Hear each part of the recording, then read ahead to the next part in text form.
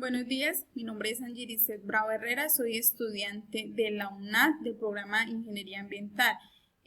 Para esta fase voy a socializar la fase 5 de la evaluación final del curso Principios y Estrategias de Gestión Ambiental. Entonces, para esta fase seleccioné la guía ambiental del subsector plástico tipo PET.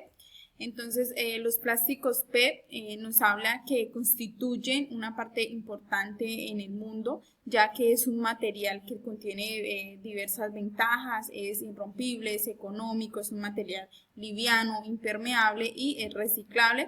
Según Green Packs, nos dice que el PET es una de las resinas con mejores características para el reciclado.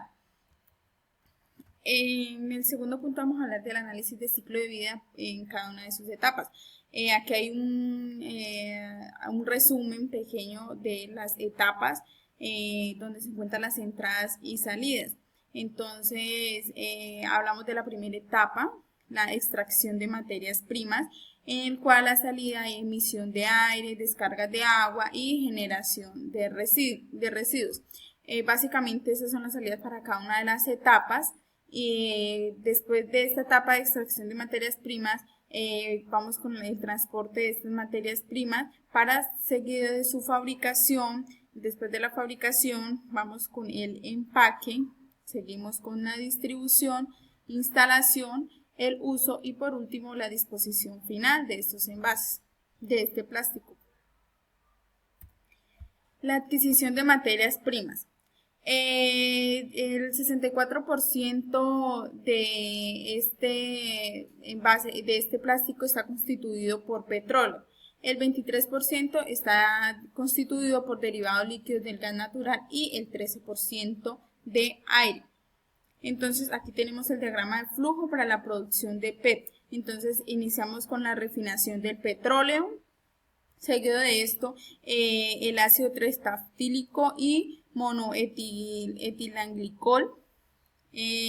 Después llegamos a un proceso de polimerización, extrusión y polietizado. Ya queda un PET amorfo. Sigue por un proceso de cristalización. En este proceso de cristalización se obtienen las preformas de estos envases y por último se le inyecta calor y aire limpio, el cual nos permite darle forma a estos envases y se obtiene ya pues el envase. El transporte para estos envases, entonces para este plástico. Entonces nos habla que el transporte debe utilizar una infraestructura, sus camiones con y sin compactación. Dependiendo de las características del municipio y del presupuesto asignado, se hace el transporte y la distribución. ¿Cuáles son los usos principales de este plástico? Entonces los usos principales son para procesos industriales, carcasas de televisor, radio y electrodomésticos, cajas de CDs, lámina de flejes, monofilamentos, piezas de equipos de audio, fibra poliéster o combustible alterno, madera plástica, envases de productos no alimenticios. Reutilización y mantenimiento. Entonces existen diferentes equipos y tecnologías para hacer el reciclaje del PET. Uno de estos es llamado botella a botella, es decir que se hace el recuperado de estas botellas después del postconsumo y se usa para generar nuevamente botellas. Entonces todo esto lleva un proceso de lavado, ¿sí? Un proceso que se hace para adquirir nuevamente botellas. El reciclaje de los plásticos. Entonces existen diversas tecnologías o diferentes tecnologías para este proceso. Tenemos el reciclaje mecánico, el reciclaje secundario, reciclaje químico y aprovechamiento energético. Cada una de estas tecnologías depende de diversos factores, como limpieza, homogeneidad de las botellas, valor agregado y aplicación final de este plástico. Aquí tenemos un flujograma del proceso de reciclado mecánico. Entonces, empezamos con la recolección. Esto no forma parte del proceso productivo del reciclaje, ya que lo es hecho o es realizado por terceras personas. Seguimos con la separación manual. Entonces, en esta separación manual ingresa una máquina, esa máquina con tornillos, entonces comprime cada una de estas botellas y se separan de sus tapas, para que en el proceso de molienda entonces es transportado por una cinta y ya llevado al proceso de molienda, donde se va mediante una cinta transportadora, se moverán las tapas y las botellas, lo cual llevan a un molino que tiene cuchillas giratorias, y esto lo que hacen es triturar las botellas y se obtiene una escama de plástico que pueden tener diferentes tamaños y estar mezclada pues con otros residuos como arena, tierra o pues otras partículas metálicas. Seguimos con la separación por densidad. Esto ya se hace en la parte de sedimentación, entonces lo que hace es retirar estos tipos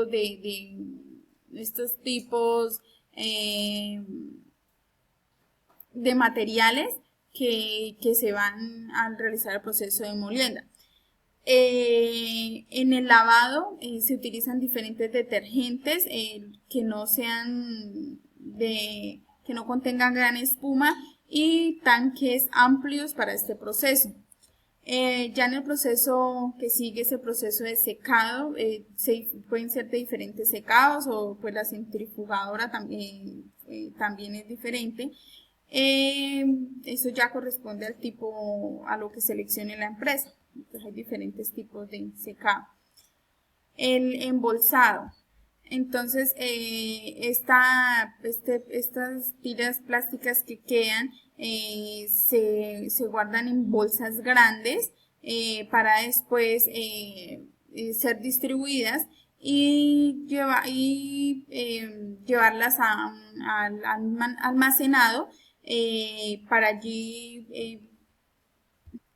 Pues entonces en el almacenado se guarda y esperar pues que la empresa dé la orden para sacarlo, o pues que vendan el producto para distribuir. Seguimos con el reciclaje químico. Entonces el PET que sale contaminado con polímeros no es apto para el reciclado mecánico, pero puede utilizarse para el reciclado como materia prima por medios químicos, como el proceso de reciclaje de metanólisis, que es un proceso químico que consiste en la aplicación de metanol con el PET. Aquí está un resumen pequeño en el proceso de metanólisis. Entonces, dentro de los envases de PET usados, sigue escamas de reciclado limpias. Aquí le aplican el reactor, que es el metanol. Después, para la purificación, que le aplican tereftalato de dimetilo y etilenglicol. Ya después de esto ya sale el mezclado y la fabricación del PET para producir nuevamente los envases de PET nuevos. Aquí tenemos algunos impactos generados en cada una de las etapas. Entonces tenemos en la extracción de materias primas la contaminación del aire por material particulado. Entonces, ¿cuál es la medida de mitigación para este impacto? Pues utilizar filtros para retención de finos y sistemas de captación de polvos. En la segunda etapa de fabricación tenemos la generación de residuos sólidos y consumo de agua. Entonces, para la medida de mitigación para la generación de residuos sólidos es un programa de selección y reducción de estos residuos y la optimización de control de estos procesos. Para el consumo de agua, pues utilizar programas de racionalización del consumo de este líquido.